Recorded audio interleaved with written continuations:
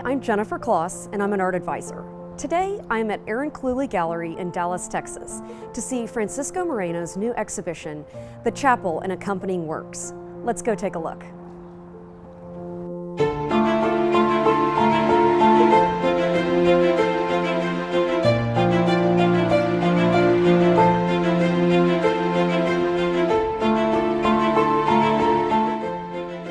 Tell me a little bit about how this project came about. I've been making these large-scale painting installations for what must be 7 years now. I wanted to create something that was all-encompassing, but I didn't know exactly how. In 2016, I got to go to the Prado in Madrid, and I saw this Spanish Romanesque chapel, La Capilla de la Veracruz en Maderuelo.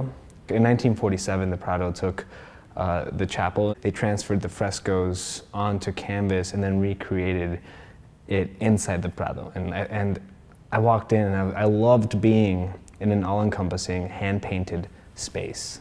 Instantly, I knew I had to do something like this. Came back, designed it on the computer, submitted it to the Nasher Sculpture Center's microgrant program, and got the microgrant. And 2 years later, here we are.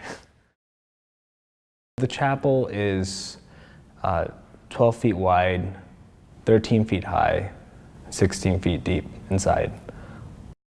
Being from Mexico City, I've always had a love for like the Mexican muralists like Orozco, Siqueiros, and Rivera. And when you see them, the cool thing is that when you're in a space like this, like there's a certain quality to the sound, there's a certain quality of the air.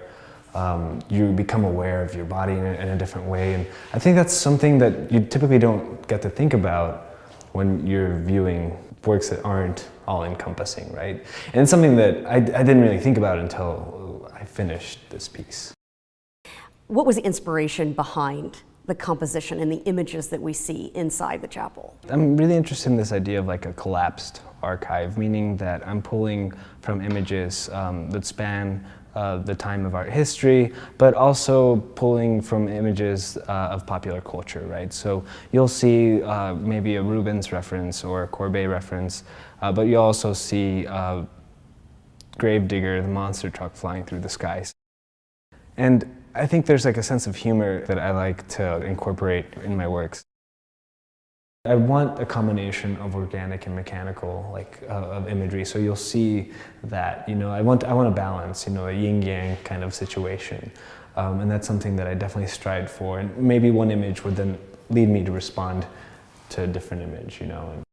I think that's just a great combination between our past art historical references to contemporary images and creating something that is uniquely yours. Mm-hmm. So where did you begin when you first started to paint inside the chapel?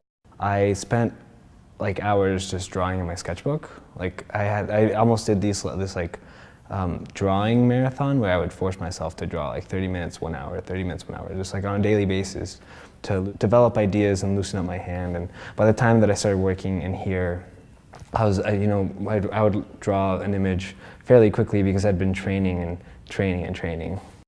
But I painted in a manner that was porous, so you could then see through the line work, and then the history of the expressive colors would then kind of come out.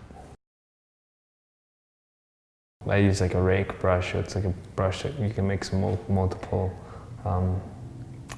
marks at once, and then stopped in and used like a round brush to then make this pattern. But I think it's interesting because like this is technically, it's like behind this, but they're both the same layer, you know, because that way I allow for the ground layer to show throughout the whole work. So here you see, you know, some of like the washiness of like the first layer, but also some of the buildup of like the second layer. I think that layering brings this ambiguity to where each image, we don't really know if we're looking at it in the foreground or the background, or there's, sort of that blurred boundary. I like that both imagery, like the composition starts at these corners and then kind of builds its way up, kind of climaxes around here and then connects you to the eye, right? So I think that's something that's kind of cool, and then the rest is pattern. So I think that's kind of that was a really interesting way to compose this? Because it's like, how do you compose a space? It becomes a really interesting, creative problem. Well, congratulations on the completion of the chapel. Thank you. And for the extensive thought process and the creative ability that you have put into this amazing installation. And thank you so much for coming and checking it out. It's been an absolute pleasure.